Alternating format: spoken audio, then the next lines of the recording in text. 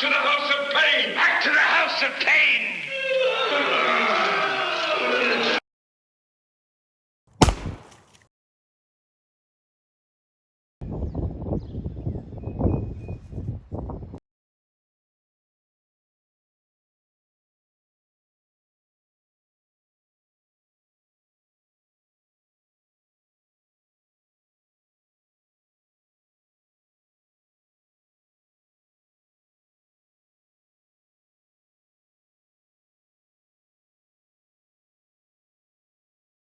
The Arctic ice melting, and so let's take a bit of a walk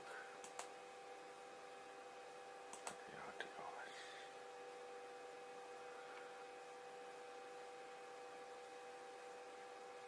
ice. In the North Pole there doesn't seem to be too much ice at all.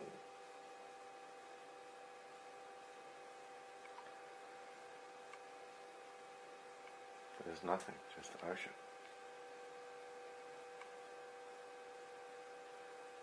All this here, all appears to be brushed.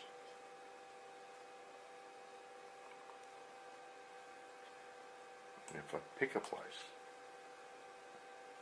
at the North Pole, let's have a look at that. Oh, that's beautiful. The ice has turned into a resort. Go figure.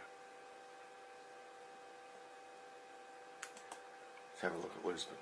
Ah! Wow. That's a big boat.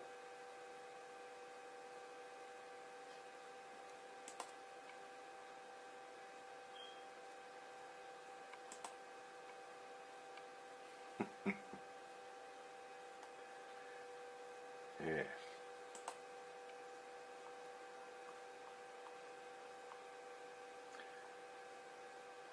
The ice is all melting, which is fine, that's already in the ocean. That's part of it. But Greenland is so deep in ice, and methane gas, if it melts, we are in a world of hurt. That's next. There's been talks and secrets about a hole here where aliens and so forth. You be the judge. But let's have a look on the other side of the planet.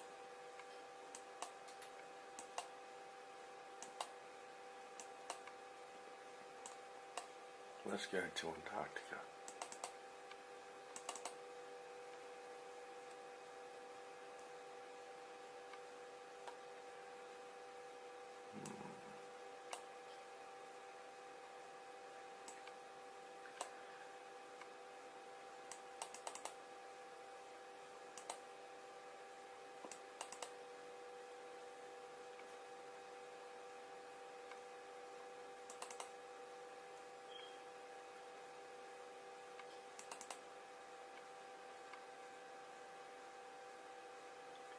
Openings into the earth.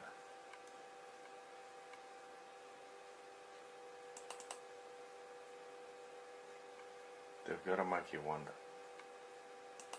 Let's get a bit closer. A bit closer.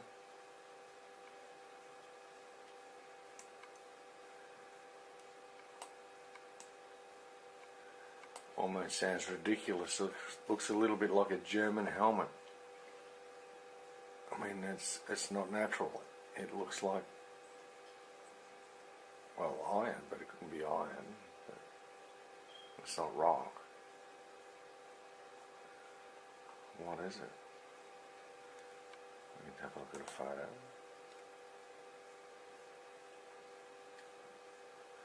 This is absolutely massive. Really, really massive.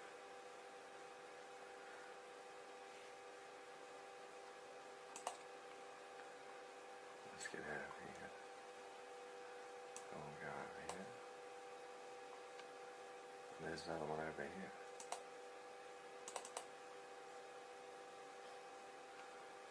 These openings are approximately 30 metres across.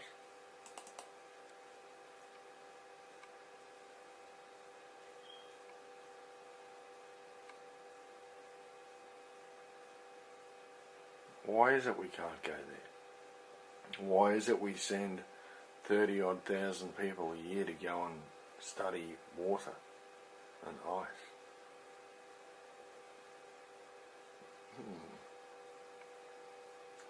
It's got to make one wonder.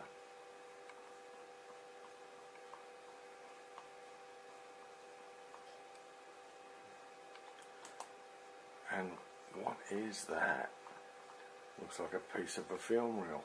But it's been there for a long time. And that is massive. But I'd like to think it's a glitch. In 1945, we ended the war. In 1947, there was the most massive military expedition sent to Antarctica to go and explore it.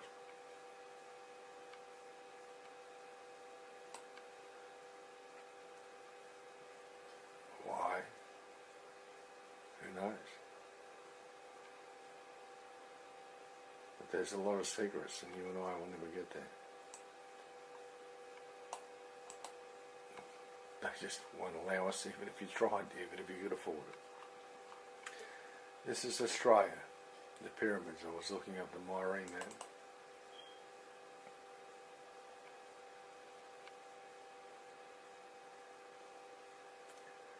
He's slowly dissipating, but when you scan in, you can still see. There's these body of his side of his body, inner leg, his bits up here,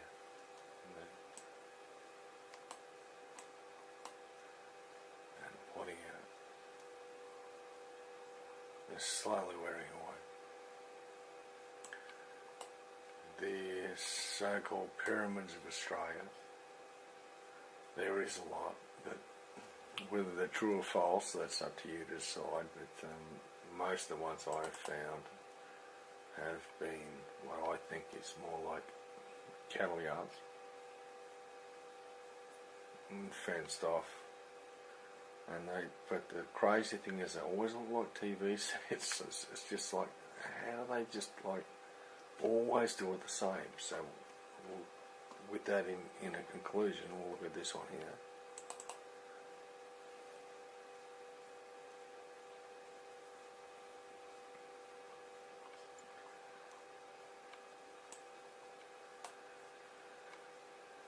I can understand it being fenced off, but why that, and why these two dots here?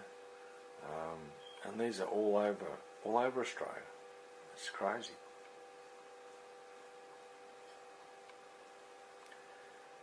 But as I found, amongst others that I've been marking, is the weird doll figure, which is totally out of the blue. You look at it, going in, and this is a road. That's a massive road, and that's a road. That's a road. We go back here. Here's the intersections. Here's a cut through. But here's this thing that is 400 metres, 300-400 metres by 300-400 metres. It is massive. What is it? It looks like a giant doll. It's absolutely crazy. Are these?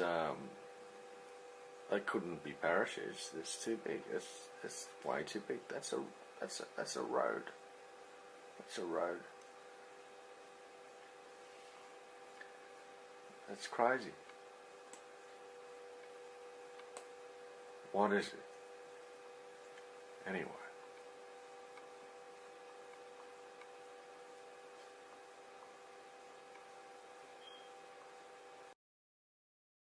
But it's in the desert where lots of the town's problems are solved. Talk about with the 1,000 points of light and the hidden esoteric information is a phenomenon called the ley lines in the world, in the earth, and how these ley lines are so important to these elites and how they build certain structures on these ley lines. And basically what ley lines are, of course, they are lines that are part of the Earth's energy system. Monuments serve to reveal or mark the network, making the sites more special by connecting and networking them together. Ley as a word is akin to light, illumination, like Illuminati, and Middle English ley means pasture land, and so on and so forth. Of course, the way that marks the lay of the land. One of the books that I want to refer to today, whether or not you care for Tom Horn or not, is this book, On the Path of the Immortals. I think Tom Horn is a very good researcher. Whether or not you like him or not is besides the point. I don't believe everything he believes, and I'm sure you don't either.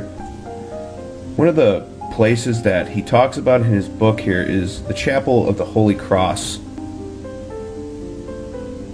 As with the controversy surrounding the Vatican Advanced Technology Telescope facility on Mount Graham discussed in Exo Vaticana, the influential arm of Rome is able to construct facilities on protected public land where the others are forbidden. And of course, the Lucifer Telescope is another Jesuit-run operation that's on sacred Indian burial and sacred ground there. Local mediators believe the chapel to be an ideal spot for soul projection to the otherwise unreachable peaks of sites like Cathedral Rock and Bell Rock. This out-of-body technique seems remarkably similar to the ones developed by psychics within the Stargate program sponsored by the CIA and the Defense Intelligence Agency. And of course, everybody knows, you should know that the CIA and the Defense Intelligence Agency and all these alphabet soup agencies are completely controlled by these same occultists, and most of the people that head off these agencies are part of these secret societies who commune with one another and bow down and pray to the same gods. So going on, the French Jesuit Pierre Teilhard de Chardin, often labeled the father of the New Age movement.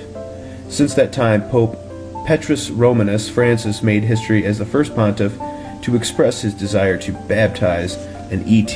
To Vatican Radio, Francis said, if, for example, tomorrow an expedition of Martians came, and some of them came to us, and one says, but I want to be baptized, what would happen? In other words, says The Wire, if God prompts some Martians to come to Earth, find the Pope, and say, we want in on this Catholicism thing, the Pope would probably say, okay, cool, but probably in Latin. The Pope was making the point that baptism shouldn't be denied to anyone, including children of unmarried parents. We're guessing he wasn't totally serious about the aliens part, because after all, he's been known to ditch his prepared speeches in favor of a joke before. After his election, he reportedly turned to his cardinals and deadpanned, may God forgive you for what you have done. He once quipped he was the church's pharmacist whose job it was to prescribe prayer. Joking aside, it's worth noting Pope Francis isn't alone in his compassion toward extraterrestrial life. The Vatican's astronomer said a few years ago he'd baptize a Martian because any entity, no matter how many tentacles it has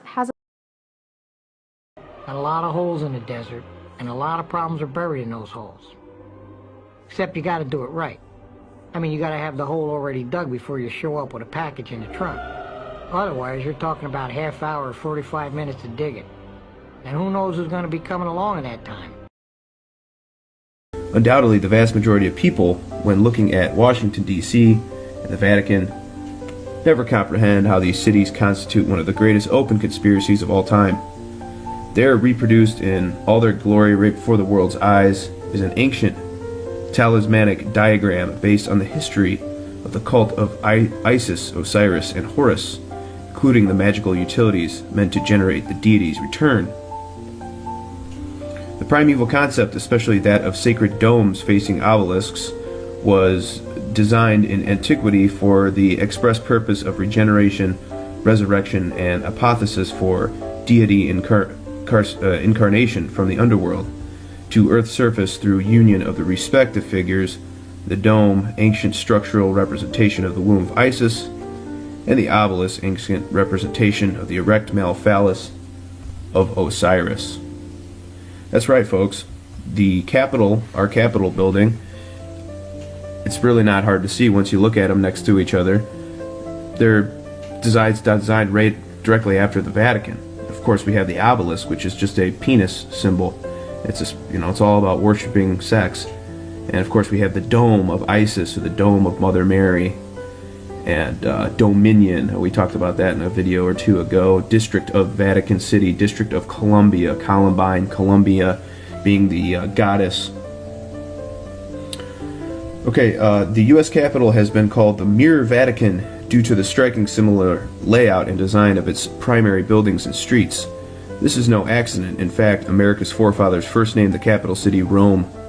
But the parallelism between Washington and the Vatican is most clearly illustrated by the Capitol building and dome facing the obelisk known as the Washington Monument, as St. Peter's Basilica in Vatican by similar dome facing a familiar obelisk, both of which were, according to their own official records, fashioned after the Roman Pantheon, the circular domed rotunda dedicated to all pagan gods.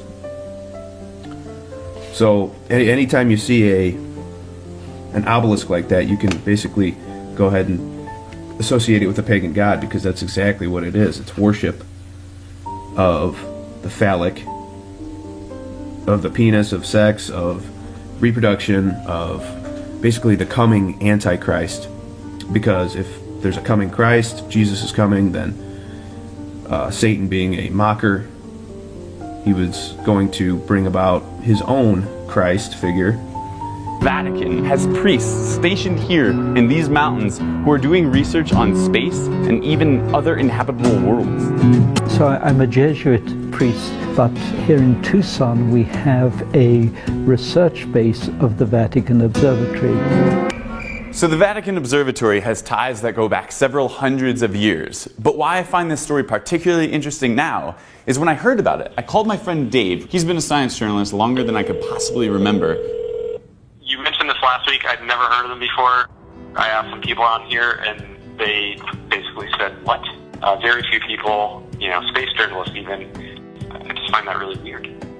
I think the Vatican Observatory doesn't have a big press office like some of the rest of us do. So they came here when their site in Italy became too light polluted to really do forefront research. It didn't shock me when I found out that the Catholic Church was worried about dates and calendars. And what did surprise me was when I came here to Arizona and started meeting Vatican Observatory astronomers to find out that they also were interested in magnetic white dwarfs and asteroids and something more than just the calendar. That was cool, and that was a bit of a surprise. Yeah. Wait till you find out about the Vatican astronomer saying he's operating with Project Lucifer. Okay, I promised you we would find out this great Catholic astronomer, the number one, is operating with something called Project Lucifer. What is that? Well, up on top of Mount Graham in Arizona, there's an observatory complex. It consists of 3 very high-powered telescopes. One is the Vatican Advanced Technology Telescope. There's a radio telescope, and then there's one called the Large Binocular Telescope. This is the most powerful telescope in the world. In fact, they told us they can get better images of space than the Hubble Space Telescope can. Now, attached to this telescope is an infrared camera named Lucifer, which is really a kind of an odd name for a camera. And from the information that we gathered, this thing was named by the Max Planck Institute and some German astronomers. But the Vatican is part of this conglomerate up there, that they're all working together. Now, what this instrument's used for is astrobiology, for looking for exoplanets, looking for other worlds. And the infrared spectrum is also very useful for seeing things that can't be seen with the naked eye. And many UFO researchers have noted that you can see a lot of ships and entities that you normally can't see. Tell me about what the Vatican astronomers are telling you what others, experts, I mean, you had a research team. Right. Tell me a few of the things they're telling. Well, first of all, the day that we spent on Mount Graham, the entire day there, we had the Jesuits speaking to us face to face. We also had systems engineers. It was astonishing the access that they gave us. And one of the things we found amazing in the use of the Lucifer device and even the other telescopes is how commonly the astronomers spoke of UFOs. We were just taken back by the fact that it was almost a nuisance to them that there are so many. This telescope, the Vatican Advanced Technology Telescope, it was the first of the new technology telescopes that has been considered pretty much the norm now in developing telescopes. With the advance of computer technology, we have the capability of bringing that advanced technology directly into our telescope. So it's an expandable, it's almost like it's a living machine, so it can grow as technology grows. You know, I was nearly 40 by the time I took vows as a Jesuit brother. I'd had a pretty full life before that. I'd been a college professor. I'd traveled around the world and spent 2 years in Africa in the Peace Corps. I'd published dozens of scientific papers, and yet none of those things allowed me to use all of my talents the way that being a Jesuit has. A couple of years ago, I was asked to do a Bible study group. I'm thinking Catholics don't do Bible studies, you know. And to do a Bible study group in Houston. Anyway, Catholics definitely don't do Bible studies in Texas. To do a Bible study group in Houston with a bunch of astronauts. Astronauts, oh, I could do that, yeah. So I wound up at a dinner evening of about 12 couples, all of them astronauts and spouses. One of the guys, half of them were Catholic as it turns out, so much for Catholics not doing Bible studies. One of the guys came up to me and said, you know, I just want to let you know, I believe in the absolute truth that creation was made in the 6 days just as described in the book of Genesis. And that's my religion. I just want to let you know that ahead of time. And I'm thinking, you know, have you actually read Genesis? Where it says the world is flat and it's covered with a dome and there's water above and below the dome. You know, where does the shuttle go? How come you don't get wet? How amazed were you to see your roadster up there with Starman just cruising along with the blue planet? And how long will we be getting live views, do you think, from the car? Well, I think it looks so ridiculous and impossible. And you can tell it's real because it looks so fake.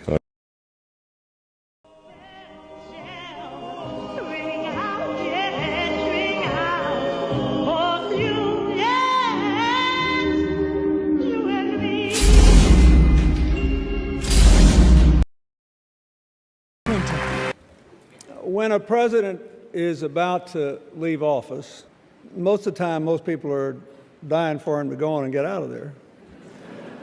But there are a few little rituals that have to be observed.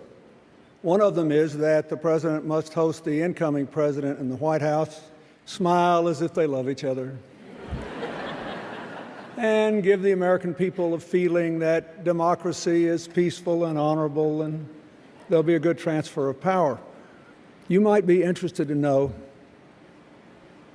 that the only thing George Herbert Walker Bush asked me to do is to preserve the points of light. New World Order. A new world order. A new world order. Man who saves life in terms of missions, missions defined, and missions completed. I will not allow this country to be made weak again. I will keep America moving forward, always forward, for an endless, enduring dream and 1,000 points of light. To us, his was the brightest of 1,000 points of light. New world order. New world order. And a new world order. A new world order. New world order. New world order. You vote.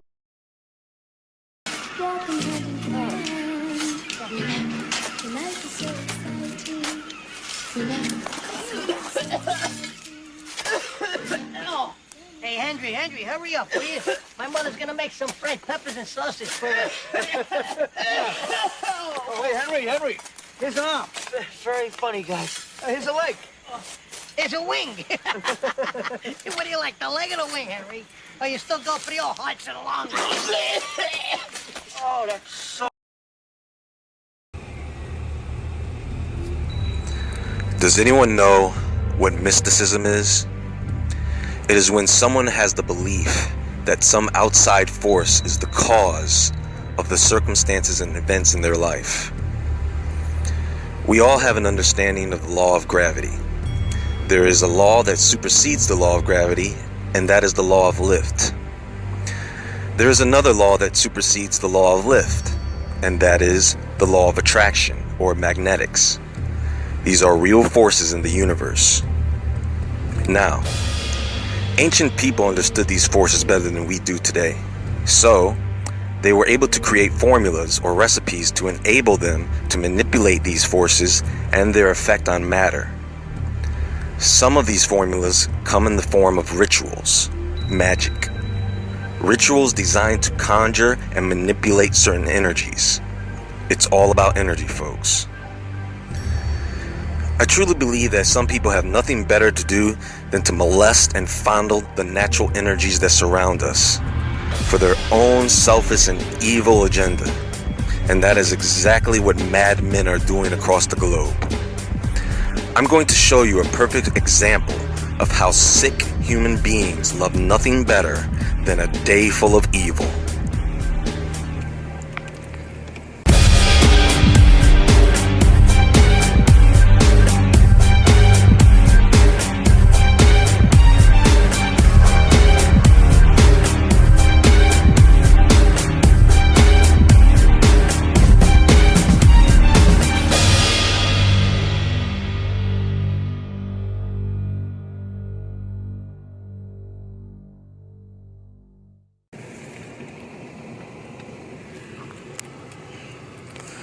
On June 1st, 2016, there was a ceremony, a celebration in Gotthard, Switzerland. The grand opening of the world's longest and deepest train tunnel that we know of publicly.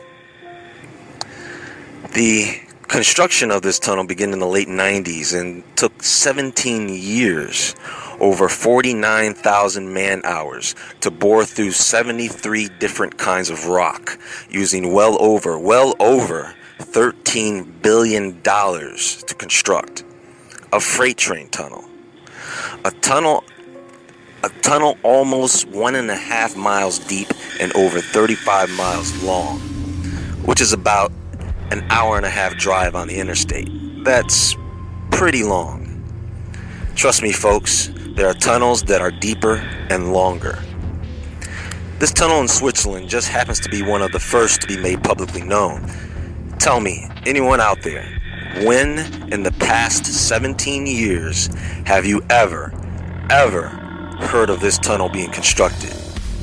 Diabolical these people are. And I'm sorry to the normal people of Switzerland and surrounding nations that you have to witness this horror of what they call an honorary celebration for a tunnel to hell. I mean, they report 9 men died constructing this thing. 9 my ass.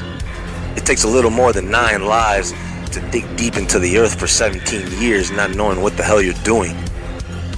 Now, this man-made abyss drilled into the mountains down to the very depths of hell is not the scary part, folks. It was the ceremony, the show, the reenactment, the play that was put together to inaugurate this underground Tower of Babel. We have European dignitaries with a number of other leaders of nations attending an event that starts out like any other cookout and then turns into a scene from Michael Jackson's Thriller. Yes, this actually happened, folks. What you are seeing is the real deal. Truth is stranger than fiction. You cannot make this shit up. You can't. Now, this performance, this abomination of Broadway plays, was done featuring 600 people. A performance with 600 people, in which the majority were women.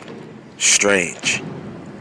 Also, I'd like to point out that all of the performers, all of the people in attendance, all of them were white. It's interesting that they would have the tunnel blessed and then turn around and have it cursed with this celebration. A ceremony that cost over 8 million euros to produce. Disgusting. Now, this tunnel was built very close to CERN, or should I say, CERN was built very close to this tunnel. Also, it was built underneath what is known as the Devil's Bridge. And many of you may be wondering, what the hell is a Devil's Bridge? Well, it's a bridge that was allegedly built by the devil himself. The story goes, the villagers wanted to build a bridge across the water, but they rendered the task impossible at that time. So, the villagers made a deal with the devil to have him build the bridge. But the devil wanted the soul of whoever crossed the bridge first, and the villagers agreed. But they tricked the devil and sent a goat across the bridge first. Well, this pissed off the devil, and just as the devil was about to destroy the bridge with a rock, a woman was able to scare him off with the image of a cross. A very strange story indeed. What's even stranger is that there are 6 of these bridges in Europe, all with a similar story of the devil. And I'm pretty sure many of you didn't know these bridges even existed. You have the reenactment of the workers dying. Then you have these workers stripped down naked, feeling each other up in the middle of this sex scene with a Baphomet. I mean, they have this horror music playing in the background. It's awful. I'm sure there were a select few individuals who did not know what they were getting themselves into and probably wanted to get up and run. And this horned beast is represented throughout the entire performance. Now, most people think that the image of the Baphomet with the goat head and human body with woman's breasts, wings, and goat legs represents Satan the devil. The fact is, the Baphomet representation has changed over the years. It didn't start out being Satan the devil. It was just an image robbed from the ancient Egyptians. Someone created a drawing, someone sculpted it, a group of religious people took it the wrong way, and the image has been associated with the devil ever since. The version you see in this video is Aleister Crowley's Baphomet. You see, there are a group of elites that actually believe that the devil is not the bad guy we all think he is. They actually believe that he is our savior. Now, think about that for a minute. They claim that without Satan, we would not know right from wrong. And they think that by conjuring or invoking this fallen angel that he will somehow lead them to the next level of human evolution. They use a lot of science and history to back up these beliefs, folks. It's scary. Now, they could have made this ceremony private, and they did, but they allowed it to be filmed and then broadcast live. Why? There's people doing this crazy-ass circle dance inside the Large Hadron Collider at CERN for some type of weird commercial. They are doing this stuff in our faces, folks. They either want you to conform to their beliefs and way of life, or they are trying to hypnotize you or worse. Nothing good can come from this. I'm surprised they didn't have a human sacrifice at this thing. Oh, but wait. 9 men did die for this thing.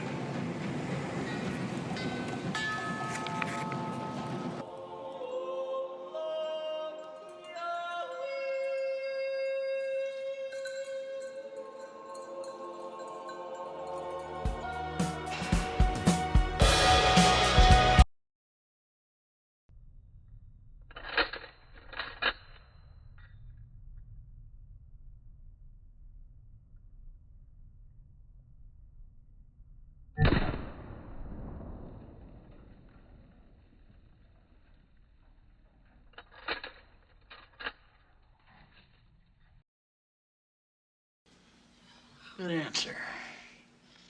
Good answer. I like the way you think. I'm gonna be watching you. Time isn't holding up.